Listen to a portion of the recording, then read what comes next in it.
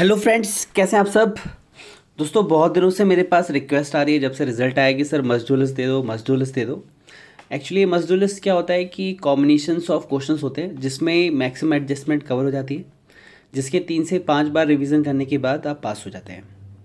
तो दोस्त, must do list के लिए मैं सोच रहा था, अभी मैं कमिंग 2 मार्च 3 मार्च को हुबली जा रहा हूँ कर्नाटका। तो फ्लाइट में मेरे पास टाइम होगा 1-2 दिन का। तो मैं आपके लिए सबसे पहले कॉस्ट की must do list, then FM की मस्ट डू लिस्ट, ओल्ड और न्यू सिलेबस की लाने वाला हूँ। तो आप लोग कमेंट करके ज़रूर बताएं कि किस किस को लगता है कि मस्ट डू लिस्ट देनी चाहिए या रहने दूँ मैं। और वैसे तो मैं करवाऊँगा ही। सर, एक छोटी सी बात और ये कहनी थी कि must do list not a magic, it's just a question जो कि आपको एग्ज़ाम से पहले करने होते हैं। और ये तभी आपके लिए बेनिफिशियल है जब आपके कॉन्सेप्ट क्लियरिटी ऑलरेडी है। अगर आपके कॉन्सेप्ट क्लियर नहीं है तो सर इसका फ़ायदा नहीं है।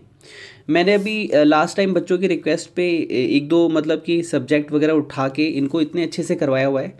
मैं सिर्फ हर चैप्टर में 10 से 15 क्वेश्चन करवाता हूँ कॉस्टिंग एफएम में, और उसके बेसिस पे ऑल कॉन्सेप्ट जो है क्लियर हो जाते हैं। और विद इन 10 to 15 डेज आप हर सब्जेक्ट में एक्सपर्ट बन जाते हैं। और सर मैं इतना श्योरिटी दे सकता हूँ कि आप 60+ 3 रिवीजन में और 5 रिवीजन में 80+ ला सकते हैं सर, उन वीडियोज़ की हेल्प से। अगर आपको वो लेना हो तो आप कर सकते हो। बुक सिर्फ मेरी ऑर्डर कर रहे हो तो आप मत करना, क्योंकि उसमें सिर्फ क्वेश्चन बैंक है, उसमें आंसर नहीं है। ठीक है, आंसर मैं वीडियो में ही सॉल्व करवाता हूँ। तो अगर आपने पहले कहीं क्लास ले रखी है, कॉन्सेप्ट क्लियर है, तो मेरी मस्ट डू लिस्ट ज़रूर करना।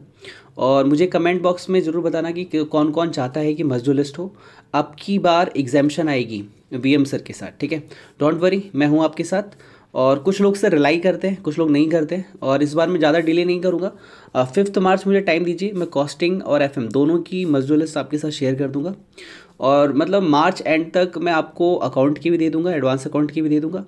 ठीक है सर। कॉस्ट एफएम के बाद पहले एडवांस अकाउंट फिर अकाउंट की दूंगा। मैं सिर्फ प्रैक्टिकल सब्जेक्ट की दूंगा सर, थ्योरी वगैरह पे यही कहूँगा, हर कॉन्सेप्ट आपका क्लियर होना चाहिए। एक क्वेश्चन और आया था कि सर जीएसटी वीडियो आपके अमेंडेड है, अमेंडमेंट्स करनी पड़ेगी। नहीं सर, आरटीपी देख लेना, सब कुछ कवर्ड है, एक्स्ट्रा आपको कुछ नहीं करना, मेरी वीडियो सफिशिएंट है। एक क्वेश्चन और था सर कि क्या आप डीटी की सीरीज़ कंप्लीट करवा रहे हो। ये सर आपकी मैं कोशिश करूंगा 1-2 मार्च तक आपके वीडियो जीएसटी कंप्लीट हो जाए। ठीक है, wish you all the best and God bless you. यही कहूँगा सर, कांटेक्ट में रहना 9354719404। मेरा रिप्लाई कई बार लेट भी जाता है, बिजी भी जाता हूँ, लेकिन डेफिनेटली आपको रिप्लाई करूँगा। कोई भी बात करनी हो, कम्युनिकेशन करना हो। यही कहूँगा सर कि अपनी स्टडी को अपनी इन्वेस्टमेंट माने सर। अगर आप कुछ क्लासेस करते भी है, नहीं करते, आपने पहले क्लासेस कर रखी है, इस बात से फ़र्क नहीं पड़ता सर। इस बात से फ़र्क पड़ता है कि आपके कॉन्सेप्ट्स क्लियर हैं या नहीं क्लियर है। ठीक है सर।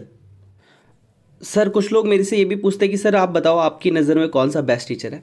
सर देखो, एक बात कहूँगा, द्रोणाचार्य ने कौरवों को ही पढ़ाया था, पांडवों को ही पढ़ाया था, लेकिन महाभारत में जी पांडवों की हुई थी, और सबसे बेस्ट उनका स्टूडेंट था अर्जुन।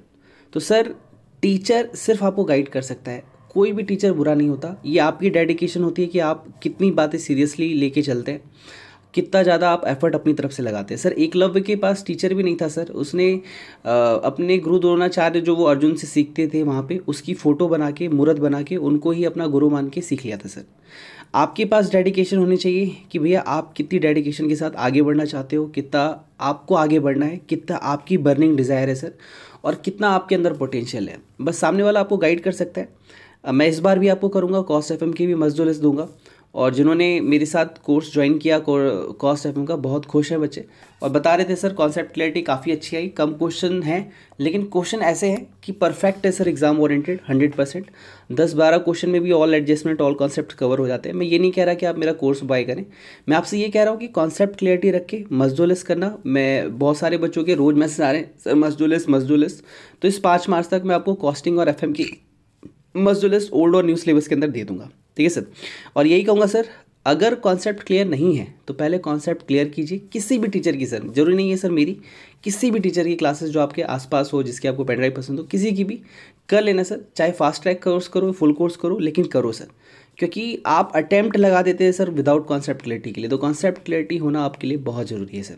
और be the Arjun, only focus on the eye of the bird, not to others. Okay, wish you all the best and God bless you.